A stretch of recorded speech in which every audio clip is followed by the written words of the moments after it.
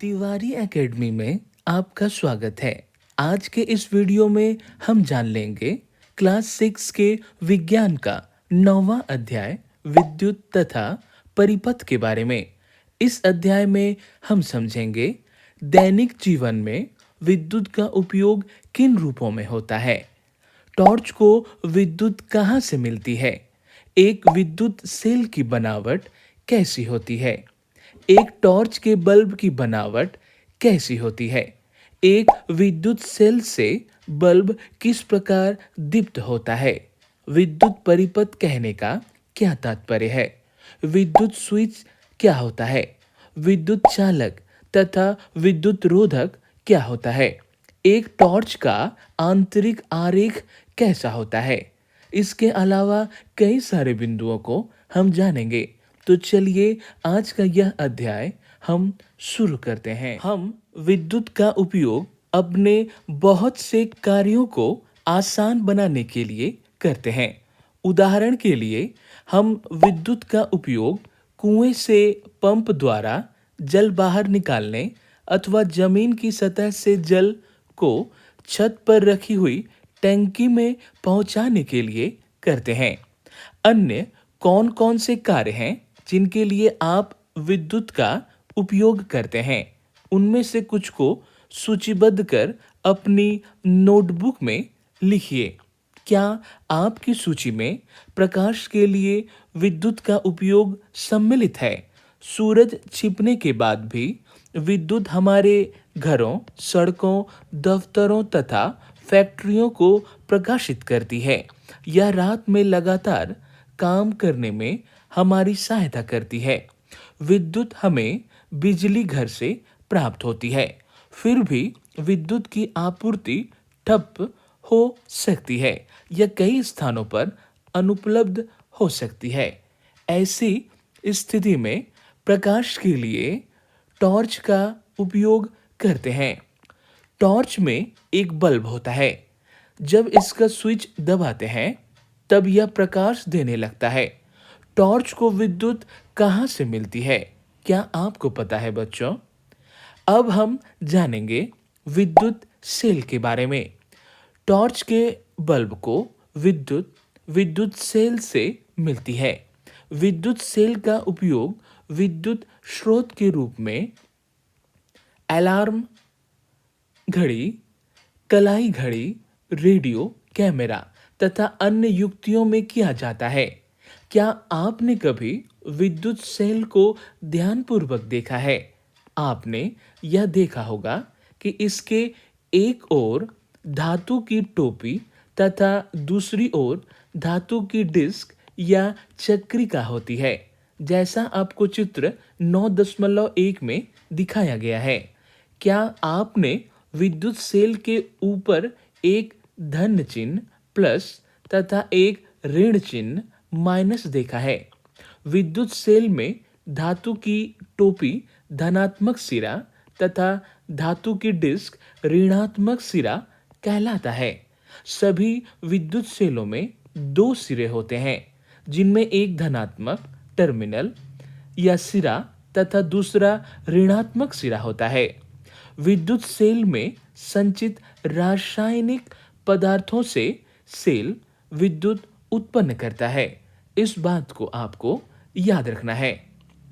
जब विद्युत सेल में संचित रासायनिक पदार्थ इस्तेमाल कर लिए जाते हैं, तब विद्युत सेल विद्युत पैदा करना बंद कर देता है। अब हम इस चेतावनी को देखेंगे।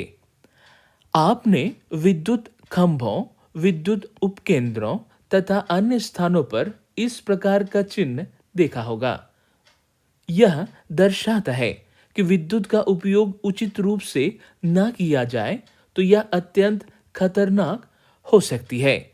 यदि विद्युत तथा विद्युत युक्तियों को असावधानी पूर्वक बरता जाए तो यह गंभीर चोट अथवा मृत्यु तक का कारण बन सकती है। अतएव आपको कभी भी विद्युत के तारों तथा सॉकेट आदि से प्रयोग करने का प्रयत्न नहीं करना चाहिए। यह भी याद रखिए कि सुबाह्य जनित्र या पोर्टेबल जनरेटर द्वारा उत्पन्न विद्युत भी इतनी ही खतरनाक है। विद्युत संबंधी सभी क्रियाकलापों के लिए केवल साधारण बैटरी का ही उपयोग करना चाहिए। जब विद्युत सेल विद्युत पैदा करना बंद कर दे, तब उस विद्युत सेल को एक नए विद्युत सेल से बदलना पड़ता है। टॉर्च के बल्ब में कांच का एक बाहरी आवरण धातु की सतह पर चिपका होता है, जैसा आपको चित्र 9.2 के ए में दिखाया गया है। बल्ब के कांच के आवरण के अंदर क्या होता है, चलिए जानते हैं। इसके लिए हम एक और क्रियाकलाप करेंगे। एक टॉर्च लीजिए तथा इसके बल्ब के भीतर देखिए। आप अपने अध्यापक की सहायता से इस बल्ब को टॉर्च से बाहर भी निकाल सकते हैं। आप क्या देखते हैं? क्या आप कांच के बल्ब के बीच एक पतला तार देखते हैं? अब टॉर्च का स्विच दबाइए तथा देखिए कि बल्ब का कौन सा भाग दीप्त है। प्रकाश उत्सर्जित करने वाले पतले तार को बल्ब का तंतु कहते हैं। यह तंतु दो मोटे तारों के बीच लगा होता है, जैसा चित्र 9.2 बी में दर्शाया गया है। ये मोटे तार तंतु को आधार प्रदान करते हैं। इन मोटे तारों में से एक मोटा तार बल्ब की सतह पर धातु के ढांचे से जुड़ा होता है, जैसा चित्र 9.2 बी में दिखाया गया है। दूसरा मोटा तार आधार केंद्र पर धातु की नोक से जुड़ा होता है। बल्ब के आधार पर धातु का ढांचा तथा धातु की नोक बल्ब के दो टर्मिनल हैं। ये दोनों टर्मिनल इस प्रकार लगाए जाते हैं कि ये एक दूसरे को ना छुएं। घरों में उपयोग होने वाले विद्युत बल्बों की भी ऐसी ही संरचना होती है। इस प्रकार विद्युत सेल तथा विद्युत बल्ब दोनों में ही दो दो टर्मिनल होते हैं। इनमें से ये दो टर्मिनल क्यों होते हैं, ये आपको जानना है। इससे पहले हम चेतावनी को पढ़ लेंगे।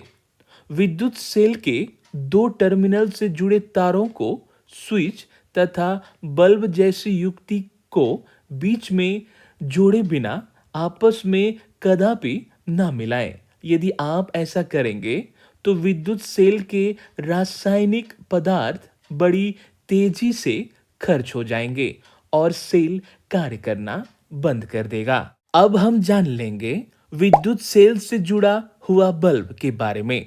आइए विद्युत सेल का उपयोग करके एक बल्ब को दीप्तिमान करने का प्रयास करते हैं। ऐसा हम किस प्रकार करते हैं? इसके लिए हम एक क्रियाकलाप करेंगे।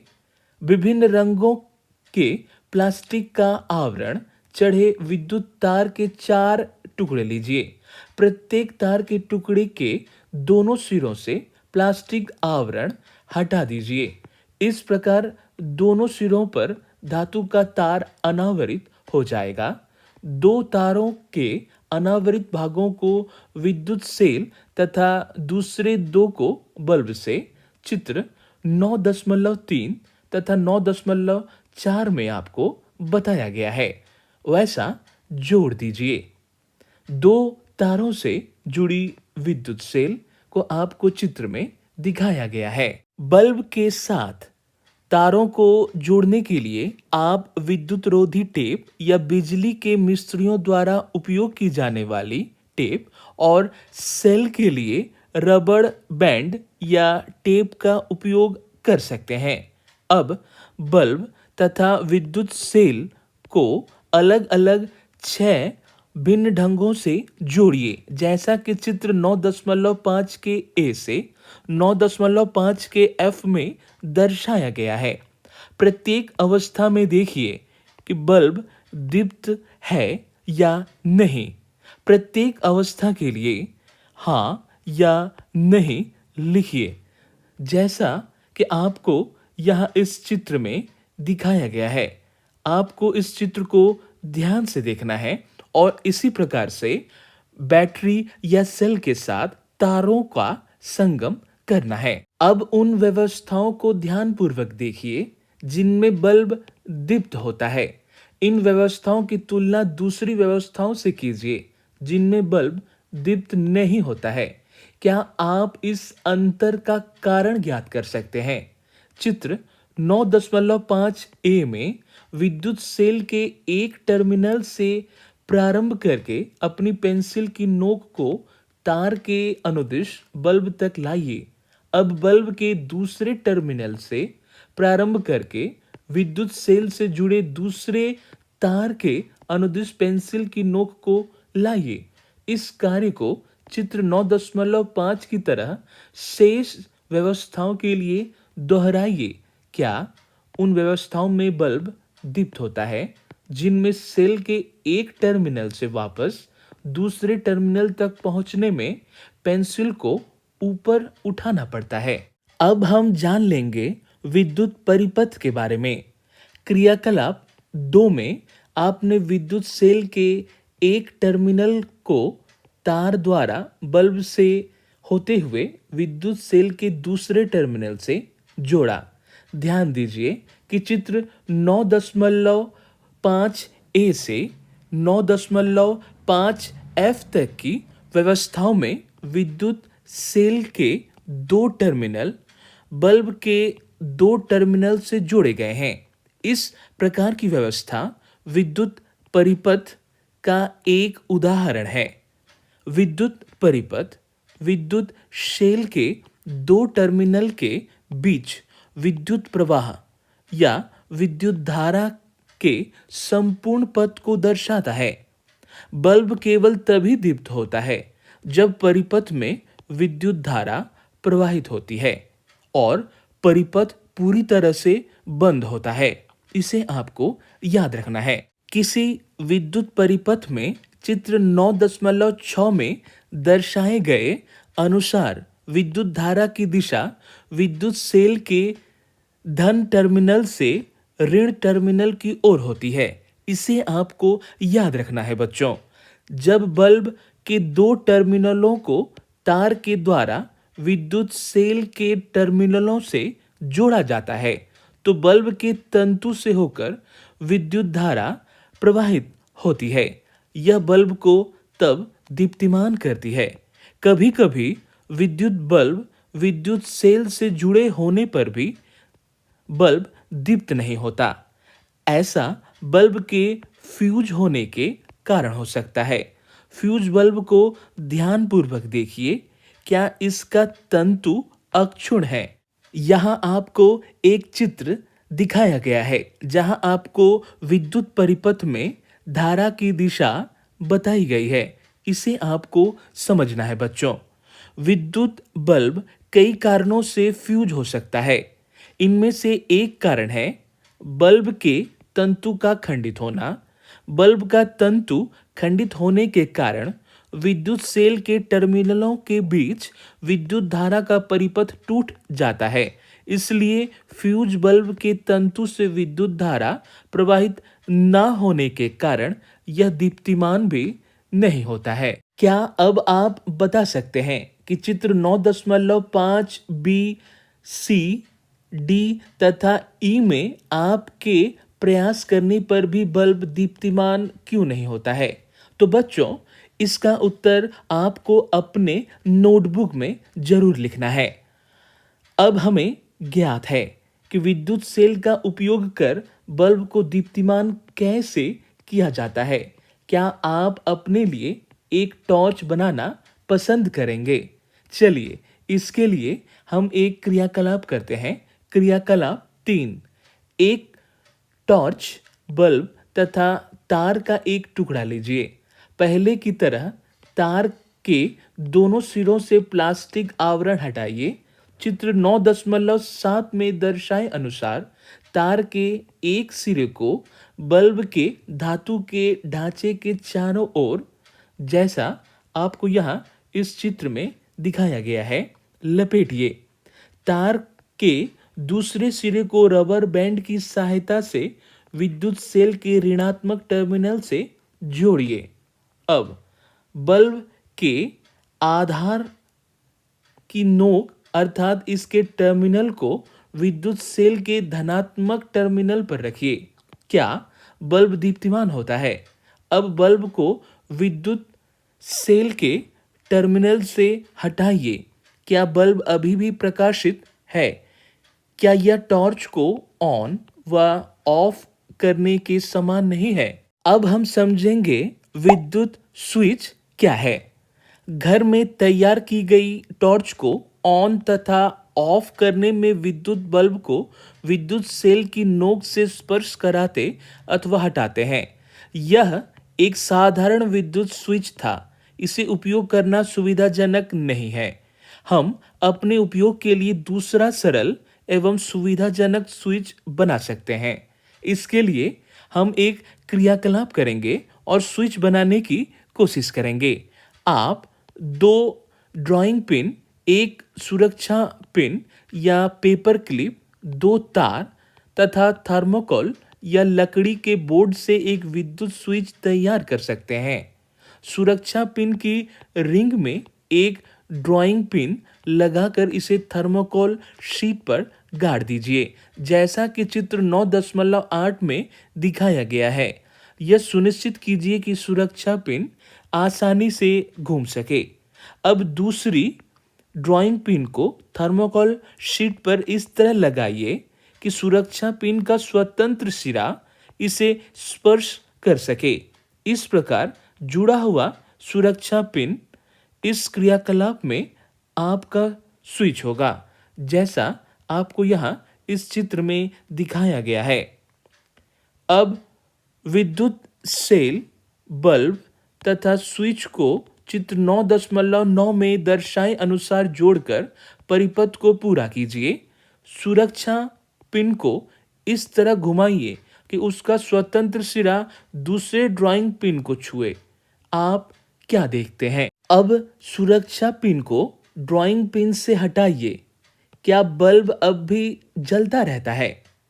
जब सुरक्षा पिन दोनों ड्राइंग पिनों से स्पर्श करता है, तब वह दोनों ड्राइंग पिनों के बीच के रिक्त स्थान को भरता है। तब इस स्थिति में स्विच को ऑन कहते हैं।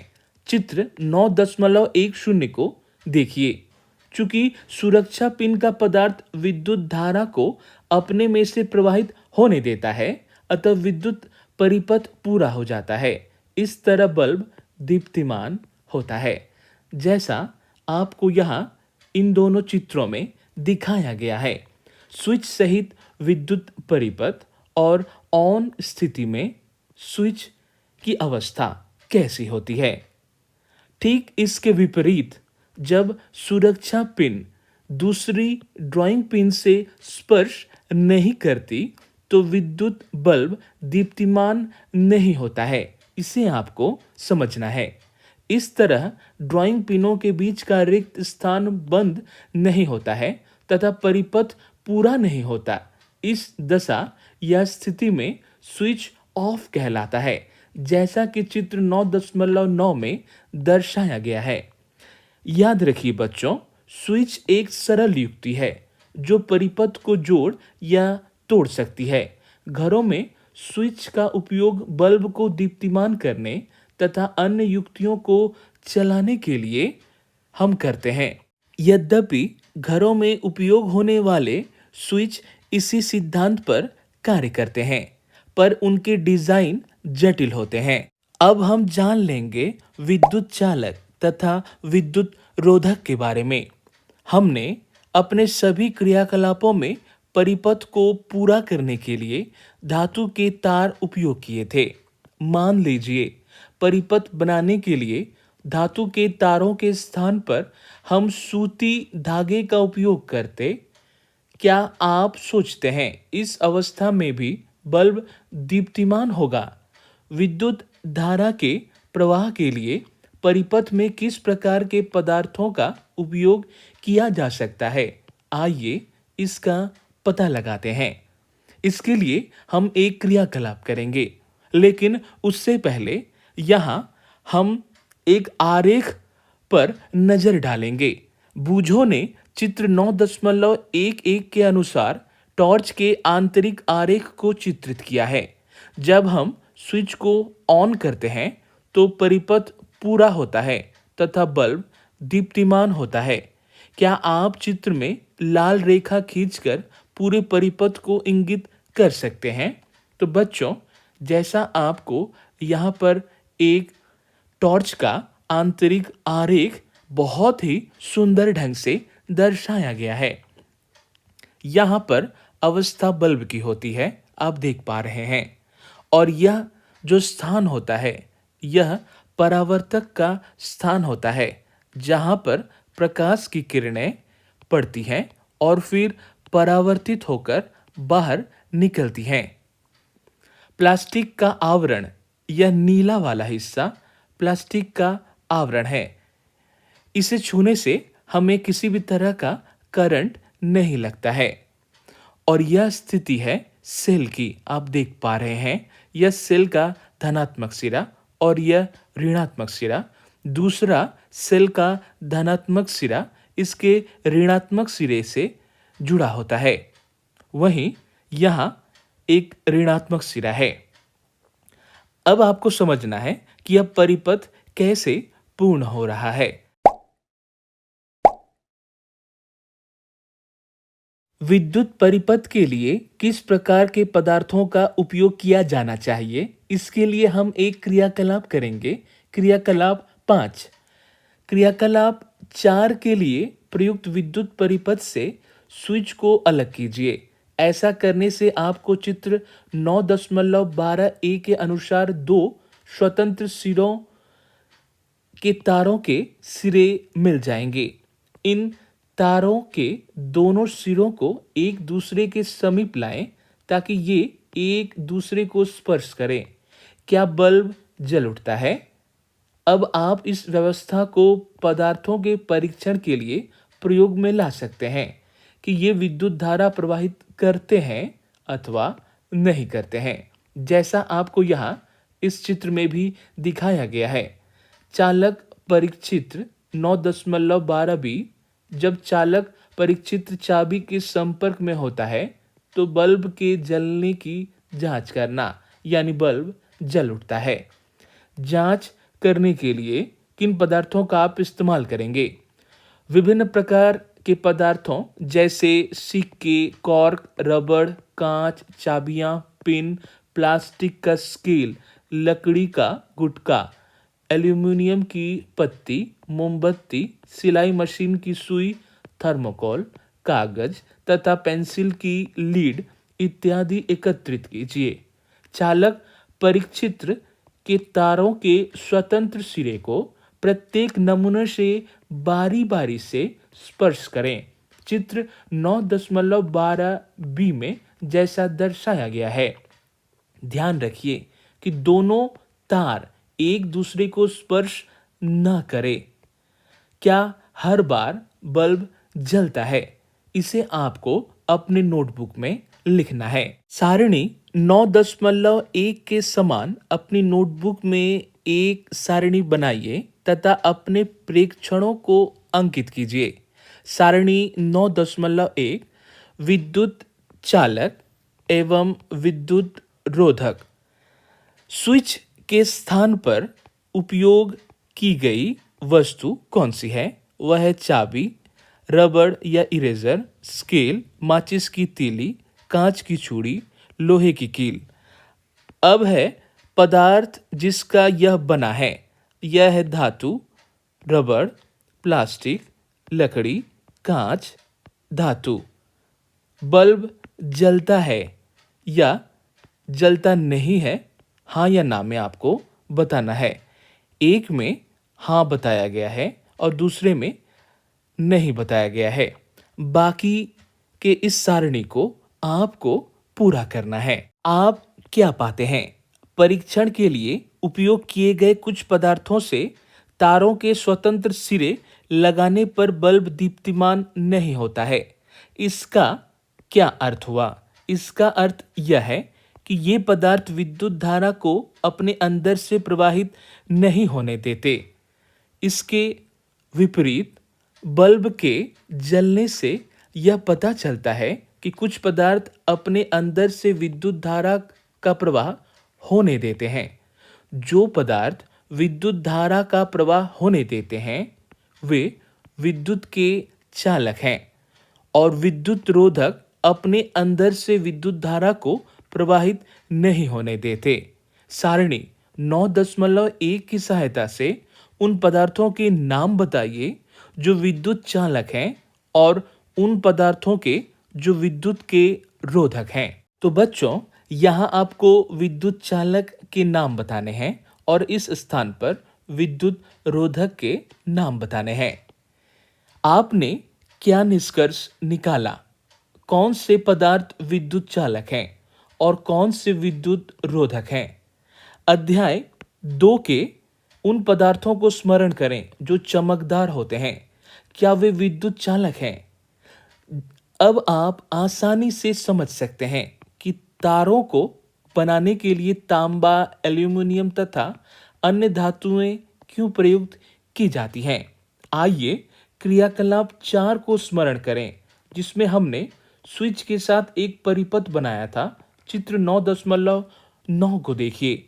जब स्विच खुली स्थिति में था तब क्या 2 ड्राइंग पिन थर्मोकोल शीट से जुड़े हुए नहीं थे, परंतु आप जानते हैं कि थर्मोकोल एक विद्युत रोधक है।